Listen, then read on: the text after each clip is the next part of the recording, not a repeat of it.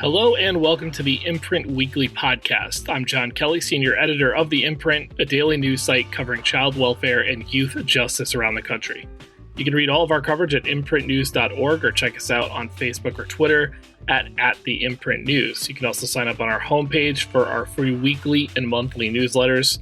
And for professionals in child welfare and youth justice, subscribe to our Youth Services Insider section for a closer look at news on business policy and practice.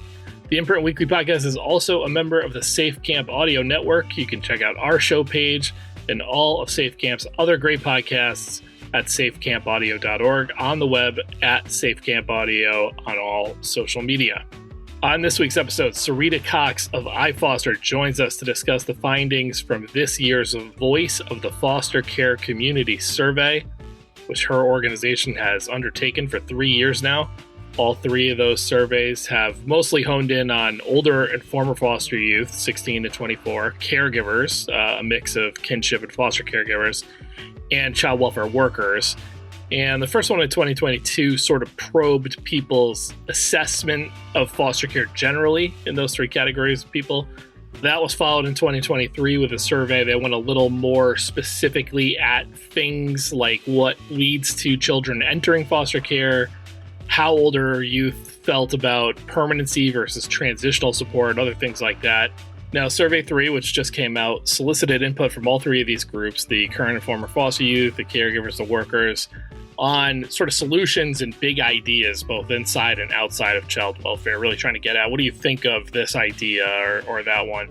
It also comes with a section where iFoster makes the case for what these findings from the last 3 years of surveying say about the status quo of child welfare and foster care and where we should be headed, which their belief is towards a child-first system, and they make that case. So Serita and I discuss what exactly that means for the system to shift from what it is to child-first and what that would require. We get into some of the findings, including a really interesting conversation sort of around the narrative about foster parenting and love and how young respondents feel about the idea of professional foster parents, who this is something that's happening in Washington and probably in some other states now, where foster parents being paid a full-time salary to support youth, very high needs. And then we wrap up riffing a little bit on what might come in the next Voice of the Foster Care Community Survey in years to come.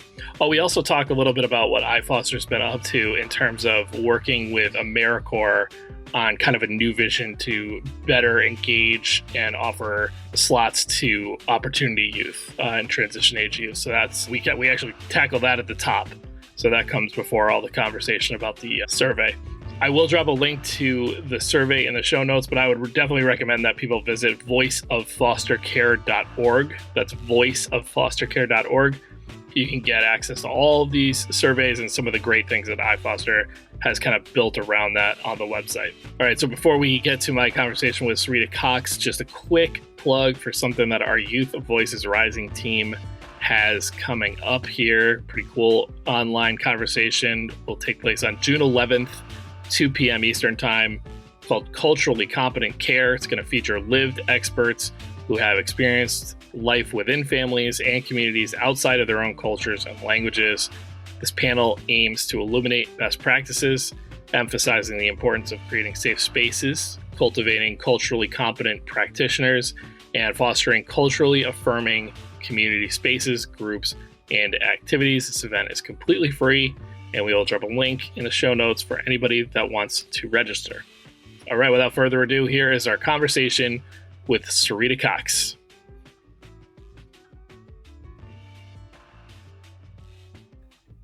All right, we are joined by Serita Cox of iFoster, as we are every year. Our organization for the past 3 years has conducted the Voices of Foster Care Community Survey, and the third report is now in the world, so she joins us. She's got a standing invitation to come on and gab about it with me every year. Serita, thanks for joining me on the Imprint Weekly Podcast. Thanks so much for having me. I so appreciate it. And yes, year 3 of the Voice of the Community Survey is now out. It's kind of the bookend to 3 years. Usually when I'm talking to Serita, she's in Truckee, California. Sometimes there's 10 feet of snow behind her because it's right up there in the mountains near the Donner Pass, if you know what that is. So Serita is now in DC. Tell the folks why you're there. Yeah. So first of all, May 5th of 2024, we had the biggest snow of the entire season. Oh my The God. entire season, 23-24, came on May 5th. So yeah, lovely. Happy Cinco de Mayo. Yeah, exactly. So I'm very happy to be in DC. I'm actually in DC for AmeriCorps. So we run several AmeriCorps programs where we actually, as AmeriCorps members, have current and former foster youth, and they serve as peer resource navigators. And we got a grant from AmeriCorps, believe it or not, to actually reimagine all of AmeriCorps. And we just published that report. We're here in DC to discuss that. And it's really taking a look at AmeriCorps' work experience program, as opposed to AmeriCorps always pushed as a great, it does great service in communities, which it absolutely does. But we think it also can be an incredible program for work experience for opportunity youth. All of our AmeriCorps members, of which we have north of 300 a year, are current and former foster youth, and giving them a year of experience is this huge runway for professional development, which when you look at other work experience programs, WIO programs that are out there, they tend to be 300, 400 hours. This is months and months and months. And so we ask the question, well, if 12% of the youth population are opportunity youth, what would it take for AmeriCorps to take that on? And we surveyed, hundreds of AmeriCorps programs, and like 98% said that they would love to have opportunity youth. Currently, less than 6% have any kind of opportunity youth serving as members in any kind of significant portion. So. Yeah, and I think that's I think that's something it's good to hear them kind of confronting and tackling that, because I think that's the reality of the situation. As AmeriCorps that was not the point when it was created. The idea was, how can we just engage and expose young people to service learning? But for whatever reasons, that tended to gravitate. It's not like it was just rich kids, but it just was not reaching a lot of low income and opportunity youth in the country. And good to hear sounds like that might change soon. Hopefully, the fact that they funded us to even take a look at this and ask the question, what would it take, is phenomenal. Now let's see if we can't implement, because from our perspective, yes, our program has foster youth serving as members, but we could have an army of 10,000, 20,000 a year opportunity youth serving across the country in all kinds of fields. Right. No, absolutely. You want to give the folks a favorite? I usually make people do it. You've been on so many times now. I feel like I don't want to tax your pop culture, but you want to throw one out? TV, movie, music group, book, or I forget my own categories. Sports team. Let's see. So sports teams, let's do that. So into the women's hockey, professional hockey. Yeah. Yes, I'm thrilled to see that. Being Canadian, of course, I love hockey, but to see how that's being embraced. I mean, they had 25,000 fans come out to see games. I'm trying to get my brother so Ottawa, that's where I grew up, and my brother still lives there. And I wanted one of the jerseys. They sold out immediately. I'm trying to get my brother to buy something on the black market or something. But yes, I'm very into that. And I'm excited about the Olympics this year. So, I feel great because I cheer for both the US and Canada. So I get like double dosage of Olympics. All right, so let's talk about this year's survey. A little bit of a different approach this year. Bill, correct me if I'm wrong, but I definitely, the last two, you had different questions asked, huge sample, still had a big, group that you were drawing from this year, but it kind of started off with what I read as sort of you guys trying to kind of filter through and make sense of what you had already heard in 2 years and sort of paint a picture for people of like, here's what these surveys have shown us to be the current status and what the answers have suggested we need to, like the direction we need to go before you got to this year's question. So feel free to push back on that, but I was going to just give you some time early on to sort of lay that out for folks. Like what what the status quo as is child welfare, as you kind of describe in the report, is, and you sort of advocate for, or sort of describe a child first direction that we need to go in based on kind of what you guys have heard. So go ahead and riff on that. Yeah, no, that's exactly what it is. So this is the bookend. There's only so many years you can be asking, so what's wrong with the child welfare system?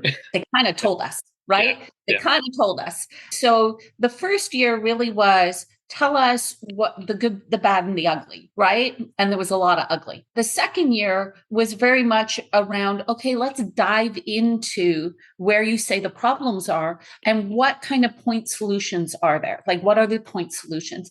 And then the third year was, okay, so we've talked about, the community's identified the issues, the community has identified point solutions. So now, community, what does a to-be model look like?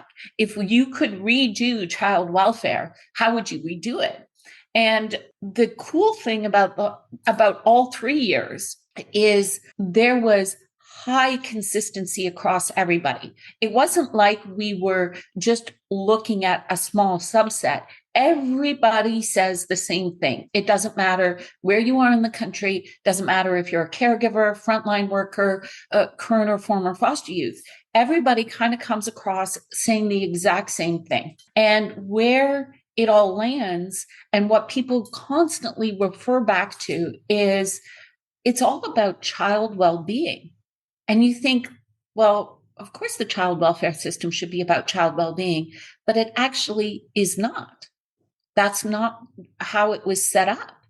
And to take a child first viewpoint basically flips a lot of this on its head. It's not family first, it's child first. And there is a big difference with that. So, like, a lot of the questions in this survey, it were sort of like a top line, yes or no, followed by prompts. And I really kind of was very interested in some of the responses in the prompts. So I'm going to turn your model on you and say, obviously there's a lot of things that would need to happen to kind of make that kind of shift.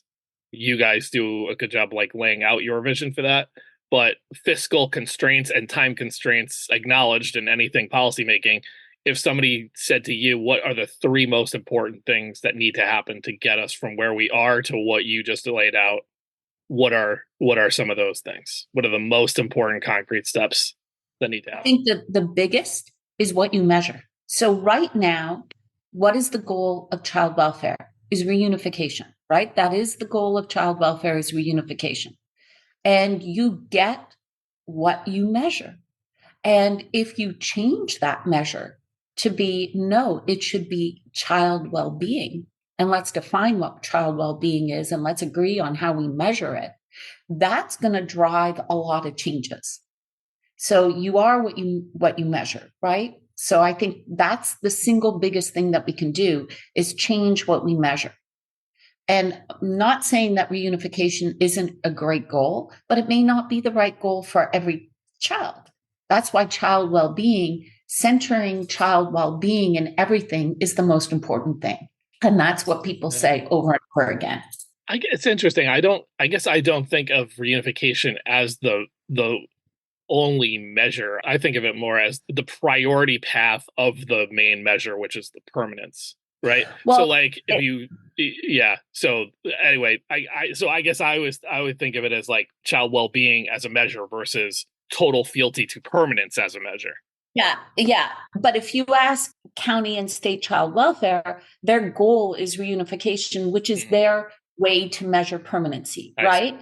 And it should more be about child well-being, which is a child first approach. Put the child in the middle, let the child have a say, and think about everything around the child. Now, it does cause, a system is not set up, has never been set up, whether it's child welfare, education, employment, to be so individualistic. And that is a tension with any system, right? And when you talk about a child first model, you're talking about an individualistic model. But to be fair, that represents normality, and that represents how children should be raised as individuals. It recognizes the individuality of a child. And systems, you're right, are not set up that way. But that's what everybody is saying, is that it should be.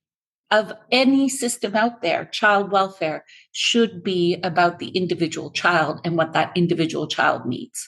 Are there any indexes or approaches out there that you're aware of or that you've kind of come to know and kind of doing this work that in terms of actually doing what you're saying, measuring child well-being, that impress you? Feels like from the report, your sense was like that was kind of in the questions we need to answer file.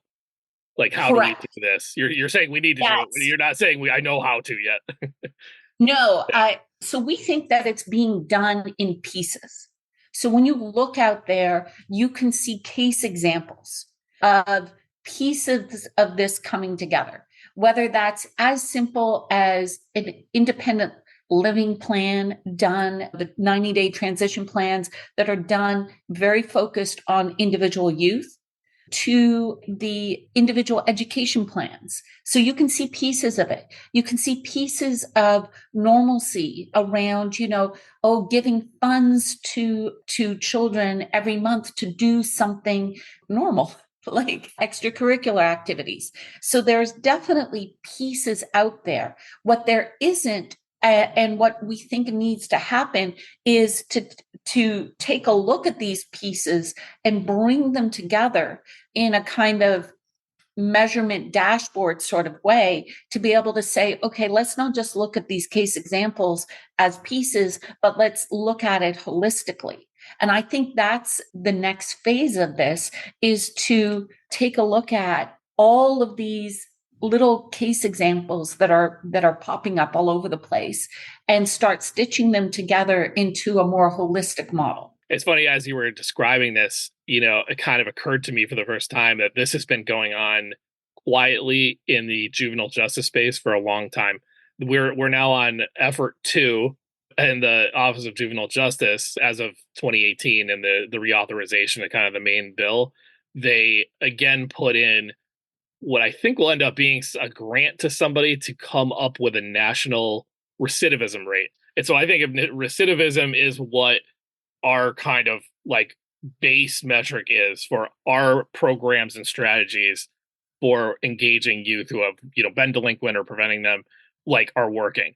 And I don't think he'd mind me saying this. A great researcher in that field, Jeff Butts, who now I believe is at John Jay. He was at Urban. He was in on the first time that they tried to do this, and he ended up writing a great op-ed for us, basically saying, like, we need to throw this out as like a North Star. Like, this is not the way that we should be measuring whether, youth development efforts within the juvenile justice system are working. We should be looking at a lot of the things that you're talking about. Are kids learning? Are they on a path to success in different things in their life? Are they mentally stable and healthy and things like that?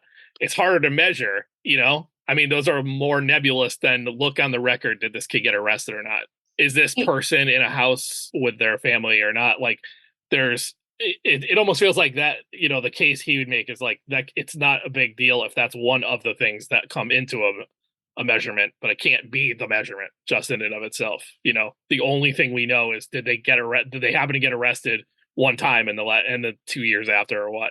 Yeah, whether or not you got arrested does not equate to self-sufficiency, independence, right. Anything else that we want, career development. Doesn't equate to any of it. In fact, you could have gotten arrested, let's say, for fraud, but actually got your MBA and been doing really well. I mean, look at Martha Stewart.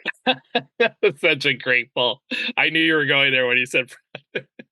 But just to put it more kid-like, I mean, it doesn't mean nothing if somebody gets arrested again. But like, let's say you got arrested for something where you had a gun, or you were just walking around with a gun, and then 7 months later, 8 months later, even a year later, you're a kid, you're doing pretty well, but you were smoking weed behind the school. Okay, you got arrested for it. But like, they're not the same thing. There's lots of more, yeah. So is it harder to measure well-being than it is, did they get reunified, yes or no? Absolutely. But just because it's harder to measure doesn't mean that we shouldn't do it, and doesn't mean that it's not the right thing to do. And quite frankly, child welfare is complicated. It's all shades of gray. You can't make it black and white because every child is different. Every family is different. Every situation is different. And so therefore you can't apply a one size fits all to everybody. It just doesn't work. And I think that's what the community has been saying over and over and over again. And yeah, it's messy, but that's what child welfare is supposed to be. Are you a professional in the field of child welfare, juvenile justice, or other family and youth services? Subscribe today to Youth Services Insider, the imprint's exclusive section on all the insider news you need to stay in the know. Funding opportunities, major federal and state policy shifts, interviews with key leaders in the field. It's all available only for our Youth Services Insider subscribers. Sign up for a monthly or yearly subscription today by visiting imprintnews.org/subscribe. Our podcast listeners get 10% off their subscription by entering the promo code PODCAST10. That's imprintnews.org/subscribe and get 10% off your subscription by entering the promo code PODCAST10 today.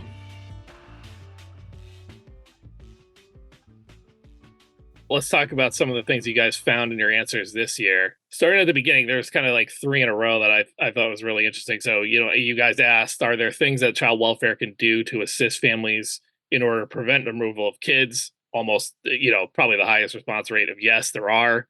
I think everybody was over 80%. I should say iFoster kind of breaks this up into caregivers, foster youth, and workers. There's a very, very small group of biological parents, but it's mostly caregivers, workers, and foster youth, all in the high 80s, saying, yes, there are things to do. The question, do you think the child welfare system can address the problem of poverty? Also, vast majority, yes.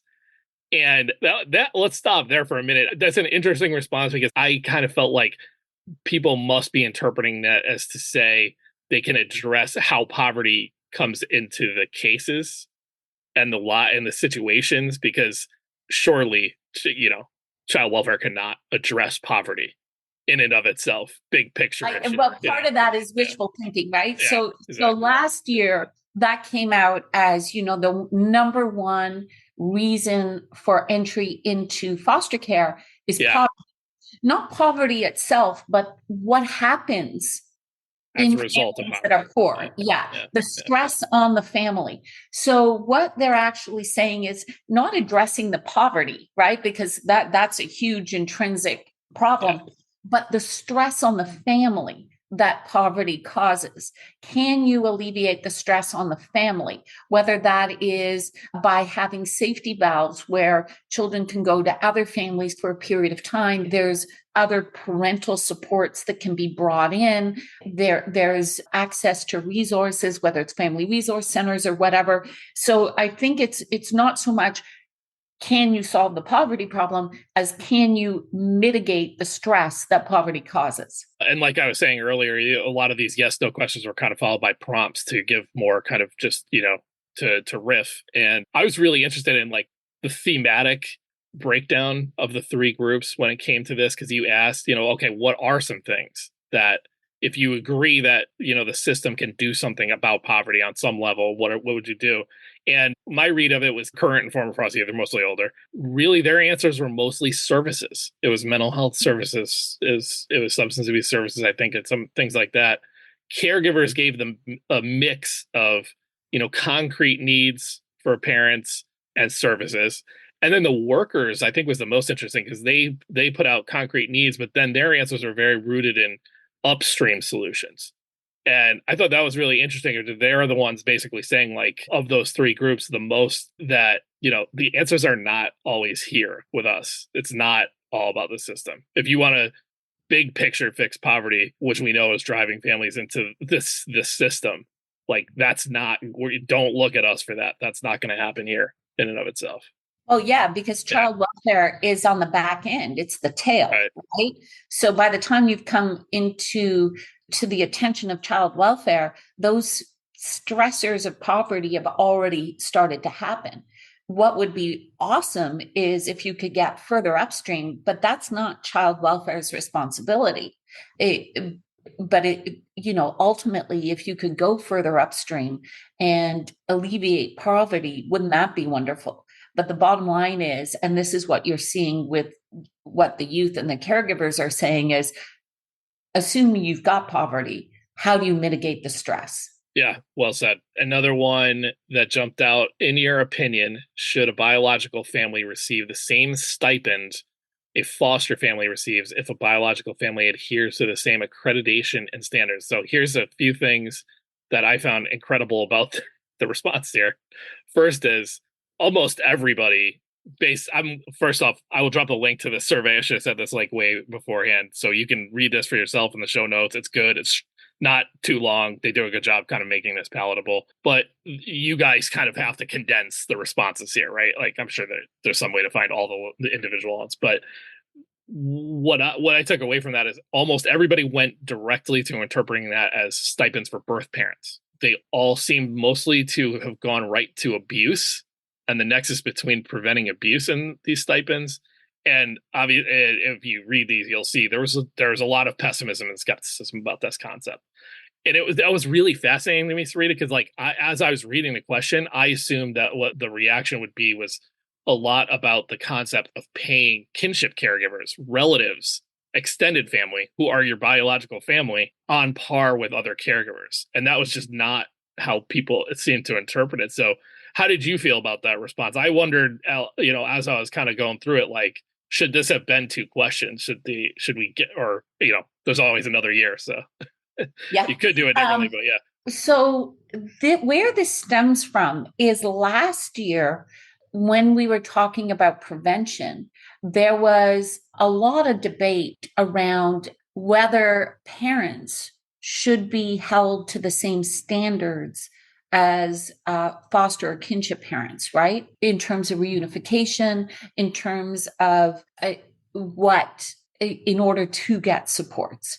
So that's where this question stems from, is in order to get supports or funding or whatever, do parents have to meet certain standards that are the same as when you're in child welfare? So that's where that question came from. What people wrestle with is, on the one hand, and this is where you see the difference between youth, caregivers, and workers, is yes, parents should be held to certain standards of care. And that really comes around abuse, substance abuse, neglect. But parenting styles is something very different. And that is, does the government have the right to tell parents how to parent? That's the hard part, right? Like where is that line where you say, okay, clearly this is not good parenting and this is. Is government getting too far into our business issue? That happens with families, right? It's okay within the system to dictate how parenting should happen. But outside the system, in just the general population, does the government have a right to dictate what good parenting is and what it isn't? And the only line people could really make is around abuse. Was that helpful? I think so. I guess, it's so you were, in creating that question, trying to get some intelligence on how people felt about the idea of paying or financially supporting parents on the path to reunification. Is that what you're, because I know that there's at least one experiment in this. I think there's probably a few more coming online this year where, more just direct cash support to parents who have come in contact with the child welfare system. I think most of them are to prevent removal, though, not to. Correct. Like the New York one. Yeah. So basically, GI, basically guaranteed income to support as an intervention, right? To prevent entry into child welfare. And so the question is, well, if you were to do that, are there certain standards that need to be achieved, right? And at the very least, it's like, well, don't give parents money and they just take the money and spend it and aren't investing in the children. That one is the hardest one for people to wrap their heads around. How would you measure and control that intervention? Another one that I thought was interesting, question 3.1, in order to improve quality, accountability, and stability in foster homes, some jurisdictions treat foster parents as paid professionals with salaries, benefits, and accountability standards. I thought of Washington. I know they're starting that up. I'm sure there's other places you know of. Do you believe this is a good approach? Was the question. And so what jumped out to me, Serita, was the lowest. Everybody, the vast majority said yes. Okay, the lowest yes response was foster youth at 63% saying yes to that. But honestly, I was shocked that was that high. That 63% of foster youth felt like paid foster parents, like paid professional foster parents, was a good thing. And I don't, maybe this is just very flawed reasoning in my own mind, but I just kind of was like, man, that's when you guys have done such a good job surfacing the sentiments and feelings about normalcy that so many, especially older youth experience. And, I can't think of anything less normal than having like a person who clocks in every day be your parent. And I don't think of it that way, but I'm not a kid living in that home. And I was surprised that so many didn't take it that way when confronted with that question. We pay teachers. We pay babysitters. Yeah. We pay caregivers for disabled or senior living facilities. We pay nurses' aides. What's the difference? I think the difference is in the historical narrative difference between those jobs and what we think of as foster care. Wouldn't you agree that the historical narrative is that foster parenting is done? A child is coming into your home and you're going to love that child. We don't expect teachers to love kids. I know many of them do, right? Or your nurse aide coming in, they don't have to love a child. And that's the narrative we choose to say about foster care. I agree. But let us what is the reality? Yeah. Where does foster care come from in this country? It's orphan trained. It had nothing to do with love. Right. It had to do with slave labor that we pushed onto children. That's the root of child welfare in this system, in this country. It's not love. It was, we took kids from the East Coast, we put them on trains, and they were slave labor to farms, in the factories, all that sort of stuff. There was no love. It's a false narrative to say that child welfare was ever built on love. It wasn't.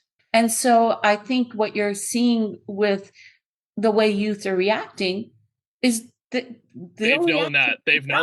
Yeah. They're reacting to the reality. Yeah. And the reality is not love.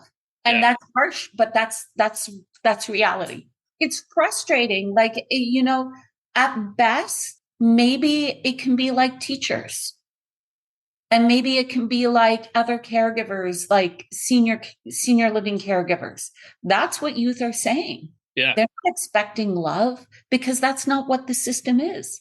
And it's not to say that there aren't foster parents that do love. There absolutely are.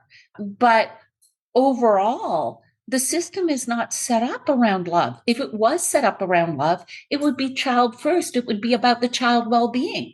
And I think there's also just a reality here that there's many elements to being an effective caregiver, and there's many different youth with different needs. Love is a tool in the toolbox, empathy, those skills. But when you're working with and engaging a young person who's had deep trauma for a very long time because of their system involvement, and they have very complex needs at that point, you probably, the skill sets that come with professional caregiving are probably much more important than, are they just somebody that easily loves kids? Correct. Yeah. Correct. Be nice if they did, but that's not the thing in front, Correct. Yeah. Correct. Tough stuff to talk about. I appreciate you engaging with me on this. That was good. Well, it's the true reality and not what we wish it to be. Yeah. Those are the ones that I wanted to get your thoughts on. So what did I miss? What are the other holy cow moments? You guys have had a bunch over the years. Yeah. Yeah. I think 3 that I want to bring up. One is this notion of a team approach. a team approach where caregivers have a seat at the table, where youth have a seat at the table. And I think that really underscores, when you read through the previous years, there is a real hierarchy of decision making that youth and caregivers are fighting against. One, the judge gets to say things, and the judge is the person least involved in that kid's life. Yet they're the ones with the D. Caregivers, they feel like that they're, going back to the loving family, they don't even get treated that way. They get treated as a bed. They don't even get treated as human. And then youth, you heard it last year over and over again. I don't get to see my social worker. I'm not interacting with my attorney. And these people are supposed to be representing me. So this notion of a team approach is fabulous. And you see that working in other systems, that team approaches is the way to go about effective decision-making, even just in the corporate world. A team approach is always much better, an interdisciplinary team, right? Yeah. So I think that's a great one. The youth, when they age out, and this goes back to choice, let them decide what they want. Many youth said they don't want to be reunified. It's not that they don't want or adopted, either one. Or adopted. Yeah. It's not that they don't want to have those relationships, but they don't want that at the detriment of getting the investment they need to be self-sufficient. Because it's regardless of whether or not you go back to live with your mom and dad, or you go live with your auntie, or you get adopted, at some point, you're going to have to be self-sufficient. We all are, right? And so what they're saying is, why do I have to choose? Why can't I get the investment to be self-sufficient? Because that's what I need. And quite frankly, my mom and dad can't invest that in me. Yeah. I don't know if you've been following the soul family concepts, really kind of in line with what you're talking about. Kansas just passed a law that kind of does what you're talking about, like let the youth call their own shots, identify a bunch of people that are going to be in their life in different ways, and let's make that official, Exactly. Yeah. Exactly. Why does a family have to be defined as a mom and dad or a parents or whatever? A family is so much more than that. A family could be a team. A family could be friends. And that goes back to, again, child first and child well-being. Let the child and let the young person define what family means for them. I mean, quite frankly, why push a mom and dad on a kid who has spent their entire life growing up in a system because it didn't work for them? Sort of challenges or goals do you see with this project going forward? Are there things that, you've done this 3 times now, have you guys kind of done the sort of debrief and said, like, I'd like to do this, we should do more of this? Like, what have you guys had those conversations about what comes next?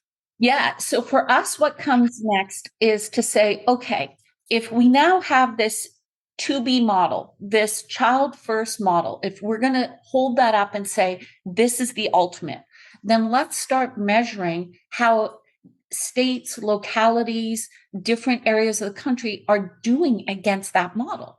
And we don't think that's us necessarily doing a ton of research, because there's a lot of research that goes on, but it happens in pieces. We think it's more about stitching it together. Whether it's like your Who Cares, which is this great annual review of foster parents and who's parenting and all of that, taking some of Urban's, taking Chapin Hall's studies and stitching them together into kind of a more holistic dashboard to say, okay, how are we doing? What are the case examples like Soul, like you just brought up, that we can elevate and say, hey, look what these guys are doing. And it's addressing this part of the model and really taking a look at the holistic model and start looking at everybody's research and stitching it together into this bigger kind of dashboard of asking essentially, how are we doing towards achieving the child first model? There's so many things. I think a lot actually about like what things, not to put more work on you, just like what you guys could elicit from the survey process, especially when it comes to older youth. Like one thing that crossed my mind was just like, one year, just take all the things we on paper in a lot of these places commit to doing for youth, and just sort of try and get at, like, case by case. Do you even know what this is? Right, because the first survey really revealed that was not the case, like with Chafee, college aid, and stuff like that. And then B, and then B, if you have heard of it, how did that process go? And try to learn from, like, good and bad. And I think the other thing is, like, going back to kind of like the concept of narrative and what we think of the system versus what it is, really drilling down more on what our assumptions might be about how foster youth are communicated to, like how they learn about things and opportunities and what's going on in their case versus what actually happens. Absolutely. And it doesn't mean that they're not being communicated to, right? I mean, we work with youth all the time. And so often they'll be like, I didn't get told this. And you're like, well, no, you actually been told it 5 times, but you were not in a place to understand and incorporate that, right? Like, which you have to learn from. Absolutely. It doesn't mean that you weren't told. It just doesn't mean that you didn't take it in, right? Yeah. And understand it. But yeah, it always surprises me for how much we say the system is kind of a one size fits all. Everybody gets the exact same stuff. It surprises me how variable it actually is. If that was really true, if it was a one size fits all and everybody gets everything, then we should see much more consistency in what individual children and youth get. And actually what we see is complete inconsistency. What Mary gets versus what Joey gets, night and day different. Right. And it's so variable that there's no rhyme or reason to it. It's just complete variable. Yeah. You know, it's so weird because you would think that the way our system is set up, we'd be much more like the military, where like everybody gets the same uniform, gets the same everything, doesn't happen. All right. The third iteration of Voices of Foster Care Community Survey is out. It will be in the show notes for here, so you can just go to the episode page and click that link. I'll also include iFoster's work on AmeriCorps that Serita was talking about. Yeah. And if you go to voiceswithoutfostercare.org, you can not only download the report, but you can actually see all the individual comments and feedback that people have over all 3 years. So you can go to a map of the U.S. and dive in. Let's say you want to just look at current foster youth, former foster youth, caregivers, frontline workers by state, and you can read the answers that they have to all the questions from all 3 years. That's a better idea. Don't go to our show page. Go to voiceoffostercare.org so you get all of the good stuff that Serita just described, in addition to being able to access the link to this year's survey. Serita Cox, iFoster, thank you as always for joining us on the Imprint Weekly Podcast. Thank you. Thanks to Serita Cox of iFoster for joining us today. The Imprint Weekly Podcast is a production of the Safe Camp Audio Network, which is a division of Fostering Media Connections. Please visit safecampaudio.org on the web or at Safe Camp Audio on all major social media. This podcast is produced and mixed by Christine Anjoko, with music by Luke Giroux and Cyrus Elia. If you enjoyed this episode, we would love it if you'd consider subscribing or giving us a 5-star rating on Apple, Spotify, or wherever you download your podcasts. And we'd really appreciate it if you would consider supporting our work here on the podcast and in print. Small donations from our listeners and readers go a long way towards helping us grow and cover more great stories in child welfare and youth justice. To support us, super easy. Just visit imprintnews.org/donate.